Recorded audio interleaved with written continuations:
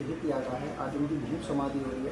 कब से वो इस अखाड़े से जुड़े हुए थे, क्या क्या उन्होंने सेवाएं की, उनके बारे में थोड़ा विस्तार। श्री पंत दशनाम जूना अखाड़े के हमारे अभी उपस्थित या मुख्य संरक्षक अखिल भारतीय अखाड़ा परिषद के महामंत्री श्रीमंत हरिगिरि जी, हमारे गादीपति और रमता पंच के जो है वरिष्ठ श्रीमंत पृथ्वीगिरि जी महाराज एवं जूना अखाड़े के राष्ट्रीय प्रवक्ता और मंत्री जूना अखाड़े के और दुधेश्वर महादेव के गादीपति श्रीमंत नारायण जी, सबके बीच और हमारे श्रीमंत बलराज गिरि जी महाराज रमता पंच के सारे उपस्थित हैं।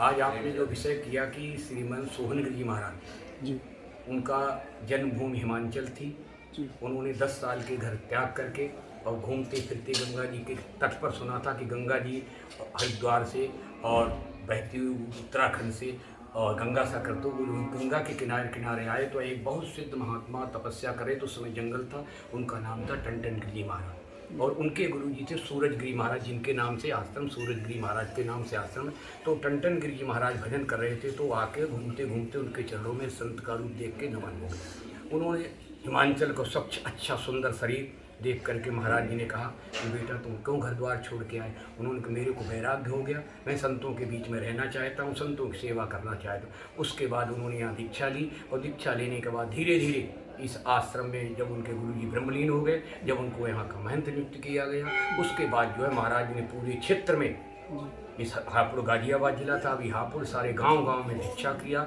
लोगों को धर्म प्रचार किया और करते करते जो है अनेकों पदों पर पहले जूना अखाड़े रमता पंच के श्रीमंत बने 1980 में, उसके बाद जो है 89 में जूना अखाड़े के मंत्री बने, उसके बाद 1995 में अंतर्राष्ट्रीय अध्यक्ष श्रीमंत सोहन गिरि जी बने।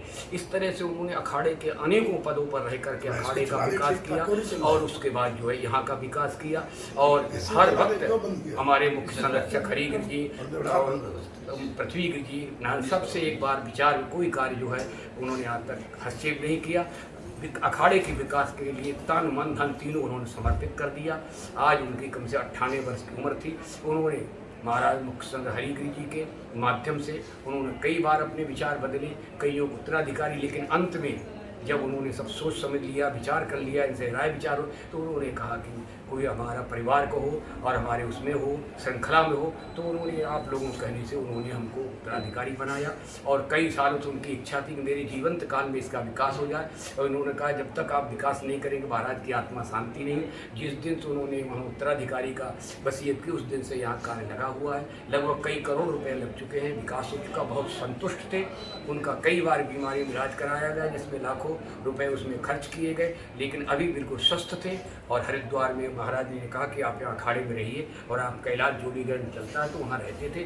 अभी गुरु पूर्णिमा के पर्व मनाने के लिए यहाँ आए थे तो अचानक जो है जी एक दिन पहले आए और दूसरे दिन अचानक अटैक पड़ा और शरीर छोड़ दिया। तो ऐसे महापुरुष तो बिरले होते हैं जिन्होंने अपने स्थान में जहाँ गुरु धारण किया वहाँ आके अपने शरीर को छोड़ा। भागीरथी गंगा जी के तट पर नवमी का पर्व था, सोमवार को समाधि दी गई।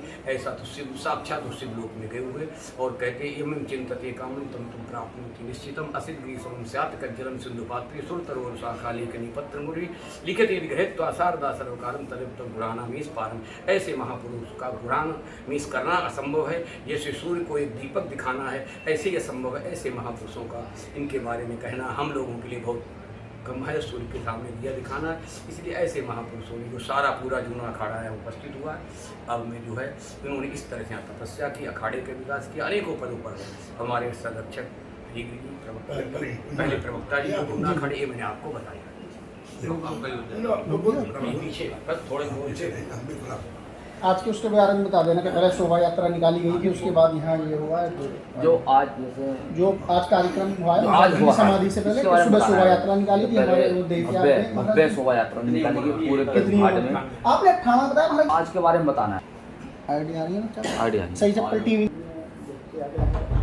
समाधि दी गई है। आज पूरा किस तरीके से समाधि से करें, क्या क्या कार्यक्रम आपके अखाड़े द्वारा किया गया महाराज की समाधि से? महाराज हरिगिरि जी महाराज के संरक्षण में सब कार्यक्रम हुआ है।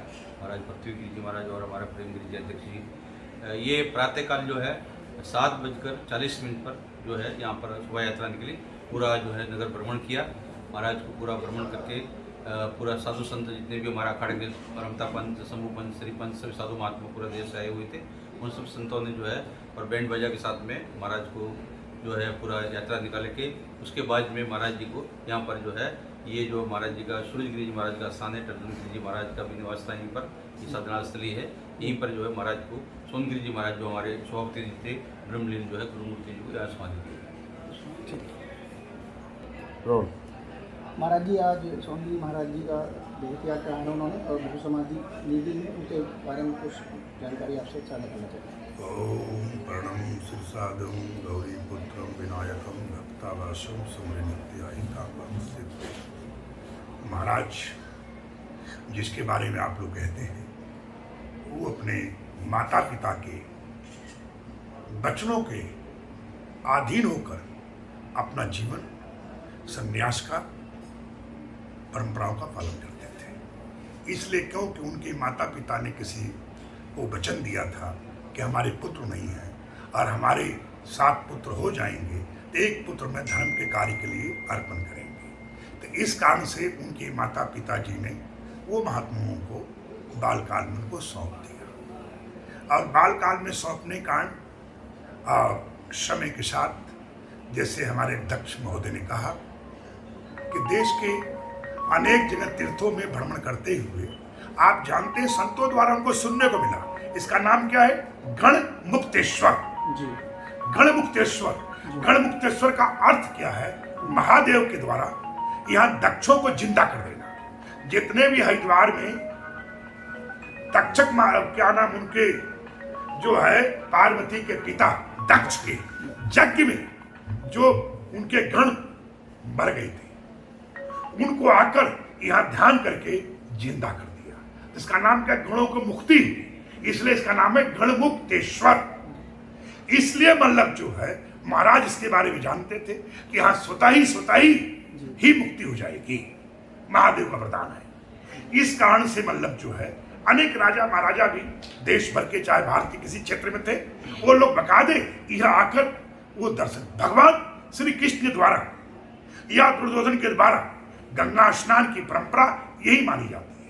यही गंगा स्नान किया और यही से अपने माता के पास गए थे। भगवान श्री कृष्ण के टाइम जो भी महाभारत में मरा उन्होंने भगवान श्री कृष्ण ने कहा कि इससे उत्तम और श्रेष्ठ धरती कहीं नहीं है, इसलिए क्यों नहीं यही गंगा जी में उन सभी की अस्थियां विसर्जन किया गया। अनेक पुराणों का, अनेक इतिहासकारों का, अनेक प्रकार का मतलब जो है चिंतन होने के कारण इस गणमुक्तेश्वर गंगा किनारे अब इसका नया नाम बिरजघाट, शिवपुरम, अनेक प्रकार के इसके नाम से जाना जाता है। महाराज जी का एक विस्तार और वादी विचारधाराएं थी, उसके लिए क्या देश में अनेक प्रकार के हम लोग को आदेश करते थे कि आप अपने लिए नहीं जीते हैं, लोगों के लिए जीते हैं। लोगों के लिए क्या काम करते हैं ये बताइए। संतों बताते थे कहाँ आप रोड बनवा सकते हैं, कहाँ आप वृद्धाश्रम बनवा सकते हैं, कहाँ आप मतलब जो शिक्षा काम कर सकते हैं, कहाँ चयन करना है वो आपकी इच्छा। पर भारतवर्ष में कहीं भी आप दूसरों के लिए जीते हैं। आपका जीवन खुद के लिए नहीं है। वृक्ष खुद के लिए फल नहीं लेता है, गंगा स्वयं कुछ नहीं देती है, नारायण स्वयं लोगों के लिए चिंतन करते हैं, अपने लिए नहीं करता है। तो संत का जीवन परमार्थ का जीवन, लोगों की चिंता, लोगों की विचारधारा है। इसी तरह से उनके बारे में ये कहना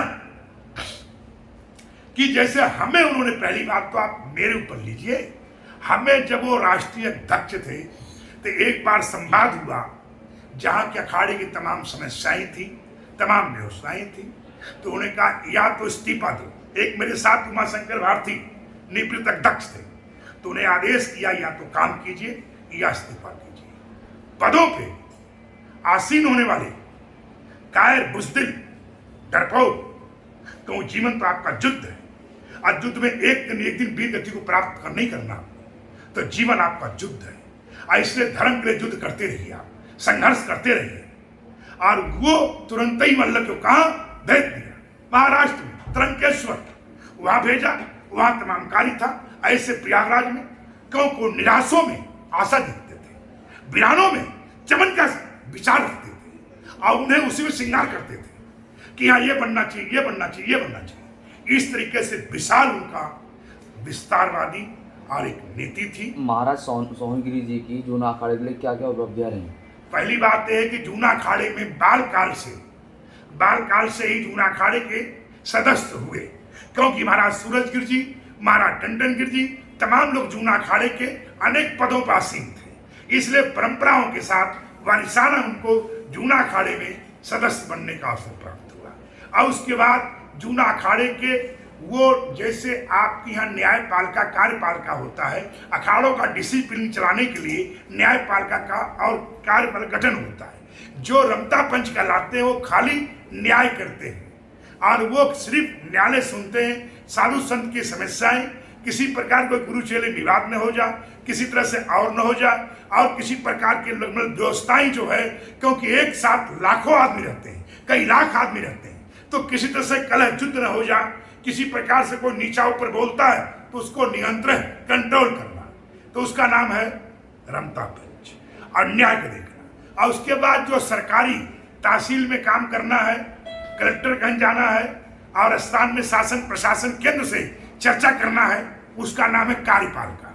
वो सिर्फ मतलब जो है काम करते हैं और जमीन जायदादों को रहने की व्यवस्था, जहाँ के हम लोग 3000 आदमी इकट्ठा होंगे, 2000 आदमी इकट्ठे होंगे, 5000 आदमी इकट्ठे होंगे, तो उनकी मूलभूत व्यवस्थाएं, सुविधाएं और उनसे जुड़े हुए लाखों लोग। आप पूछे। आज महाराज सोनगिरी जी को समाधि दी गई है, कितने लोग उपस्थित रहे होंगे? ऐसा है, लगभग हम लोगों का एक काल चल रहा है जिसका नाम आफत काल या कोरोना काल। ये सबके मध्य दृष्टि में रखते हुए मैं प्रयागराज से आई, अभी एक दिन पहले बयान देकर आए।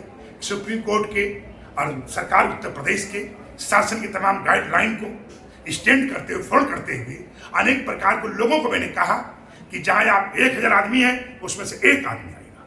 इस तरह देश भर के लोगों को पहले नियंत्रण किया गया कि आप आवेश में किसी प्रकार से कुछ नहीं करेंगे।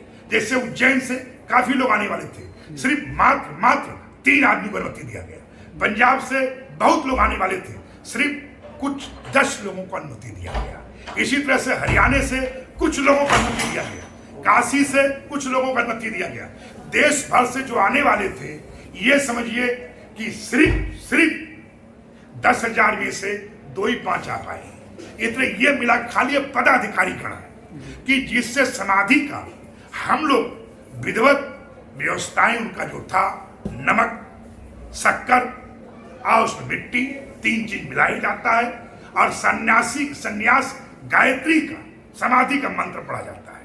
अब मंत्र पढ़ने के बाद उन्हें विधिवत, ये परंपरा है कि शरीर जो है किसी के न किसी के काम आना चाहिए। अंतिम ये दृष्टिकोण से देखते हुए समाधि की प्राचीन परंपराएं हैं कि पर्यावरण को ध्यान रखते हुए शंकराचार्य जी ने और अनेक प्रकार की दूरदृष्टि को ध्यान रखते हुए, ऑक्सीजन का ध्यान रखते हुए उन्होंने कहा था कि एक आदमी के जलाने के लिए 10 कुंटल से लेकर 11 कुंटल लकड़ी होती है, जो कि उसको 20 साल में तैयार होने में 10 साल समय लगता है। इसलिए मतलब जो है इसी तरह डाला जाएगा तो बहुत बड़ा नुकसान हो जाएगा।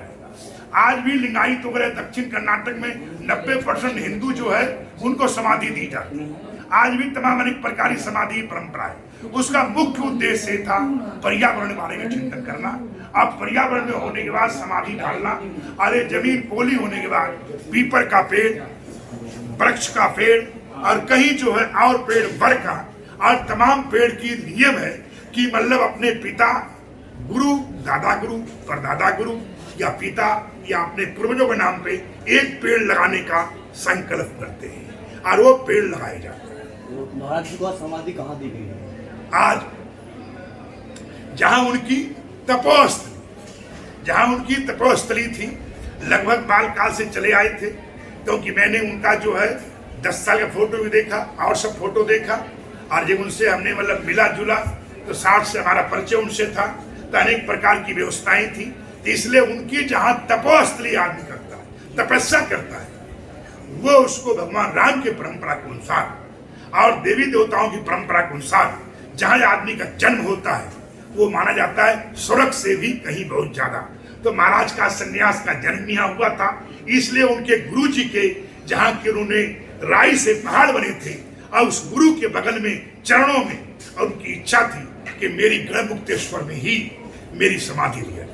उनके इच्छा के मुताबिक उनके गुरु जी के बगल में उनकी तपोस्थली सूरजगिरी टंडनगिरी जी और महाराज सोहनगिरी जी का तपोस्थली में उन्हीं के भूखंड में जो परंपरा है उत्तर की तरफ मुंह किया गया है और उनकी समाधि पूरब दिशा में दी गई है। जमीन में बेल पूरब भूखंड में उनको दिया गया है। यहाँ का मुख्य द्वार पश्चिम के भाग में खुलता है और ये पूरब के क्षेत्र था जहाँ की उनको मतलब आम आदमी जल चढ़ाए तो सूर्य नारायण का अर्घा भी वहां दे सके, अनेक प्रकार का ध्यान कर सके, गंगा जी तरफ पीठ न हो सके। बैठे